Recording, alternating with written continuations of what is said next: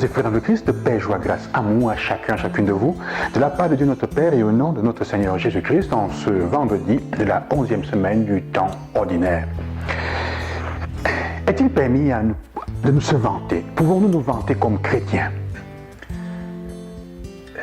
Saint Paul aujourd'hui dit, ceux qui se vantent, je vais me permettre de me vanter humainement.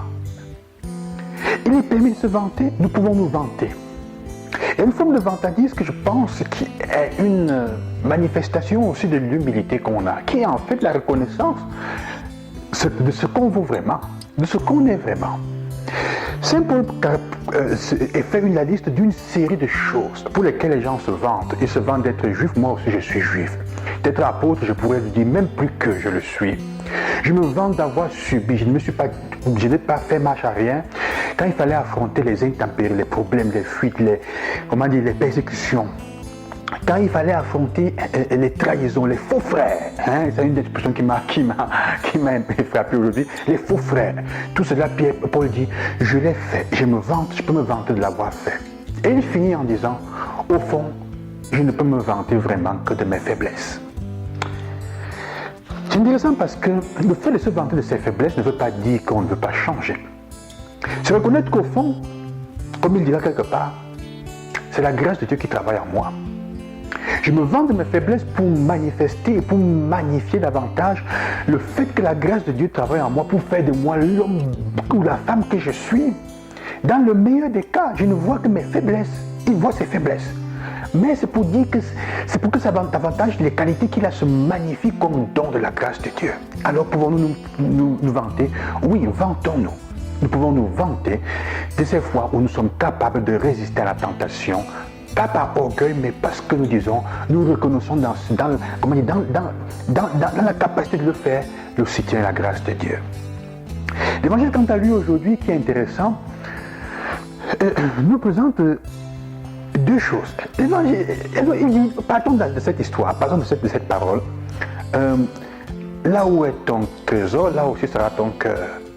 Mon soeur, mon frère, ma soeur, où est-ce que tu as gardé, dans quel coffre-fort as-tu mis ton cœur? Où est-ce que ton cœur est attaché? Qu'est-ce qui occupe ton cœur? Tes journées, ton travail, tout ce que tu fais, qu'est-ce qui occupe ton cœur? Quel est le coffre-fort dans lequel tu as occupé ton cœur? Tu as caché ton cœur. Parce qu'il faut faire attention, comme l'évangile, que les bandits ne viennent pas le voler. Là où est ton trésor, là aussi sera ton cœur. Demandez-vous qu'est-ce qui vous tient à cœur le plus. Et vous comprendrez qu'est-ce qui occupe la majorité de vos énergies. Est-ce une bonne chose? Ce dans quoi tu as plongé ton cœur, est-ce que ça vaut vraiment la peine? Est-ce une relation? Est-ce ton travail? Qu'est-ce qui occupe ton cœur? Et dit là où est ton cœur, là aussi sera ton trésor. Mais fais attention que ce qui occupe ton cœur ne devienne pas le motif qui te vole ton cœur. Tous les endroits où votre cœur ne sont pas les plus sûrs. Même quand tu donnes ton cœur à quelqu'un, ce n'est pas sûr. Parce qu'après, alors la personne, c'est facile que la personne te blesse. Ne faut-il donc pas ouvrir son cœur aux autres? Non, ce n'est pas ça qui est dit.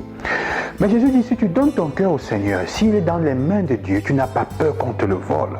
Alors, tu peux l'utiliser, tu peux le partager avec les autres sans avoir peur que quelqu'un te l'arrache, parce qu'il appartient à Dieu. Il appartient au Seigneur.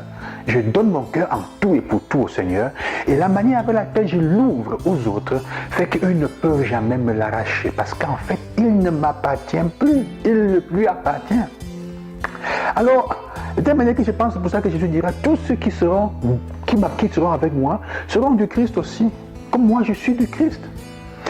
Il finit en disant, mais fais attention aussi à la lumière, à la lampe, comment la lumière entre dans ton cœur. Parce que ton œil est la lampe de ton corps. Parfois nous nous lamentons de la lumière qui est à l'extérieur.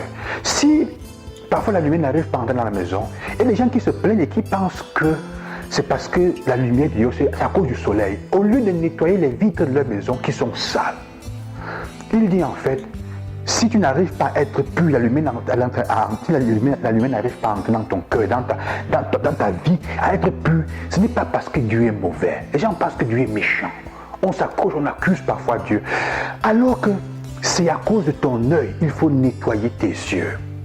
Il faut nettoyer la qualité de ton cœur. C'est ce qui filtre la lumière qui entre dans ton cœur. Qu'est-ce qui filtre la lumière qui entre dans ton cœur, qui entre dans ta personne? Comment est-ce que les grâces que Dieu donne, le bien qu'il manifeste autour de toi, est-ce que tu laisses que ça te touche? Est-ce que tu laisses que la parole de Dieu qui est venue pour t'illuminer, que le Christ lui-même, est-ce que tu acceptes qu'elle prenne racine dans ton cœur pour changer ton cœur? C'est l'œil souvent qui est mauvais. C'est l'œil qui est mauvais, dit le Seigneur, et qui ne permet donc pas que la lumière du Seigneur qui est dehors de moi entre bien. Nous sommes parfois notre propre obstacle à notre bonheur. Nous sommes souvent notre obstacle à notre bonheur. Alors, sœurs et frères, il s'agit aujourd'hui de demander au Seigneur la grâce de reconnaître la vérité de notre cœur, de notre œil. Et si ton cœur est bon, c'est aussi parce que tu permets que ton œil filtre la lumière et laisse entrer la bonne lumière. Il y a parfois des blessures, des empêchements, des péchés qui empêchent la lumière d'entrer dans notre vie. Et alors, c'est rempli d'obscurité en nous. Un peu comme ceux qui, au lieu de s'en prendre avec le soleil, qui nous illumine assez, doivent se rendre compte qu'ils devraient, comme je disais, nettoyer les vitres de leur maison, les vitres de leur fenêtre. La situation changerait alors. Quelles sont les vitres? Qu'est-ce que tu dois enlever? Quelle est la saleté que tu dois enlever des vitres de ta vie pour que la lumière de Dieu entre davantage? Quel problème, quelle difficulté, quelle blessure auquel tu es attaché, quel péché, quelle mauvaise habitude?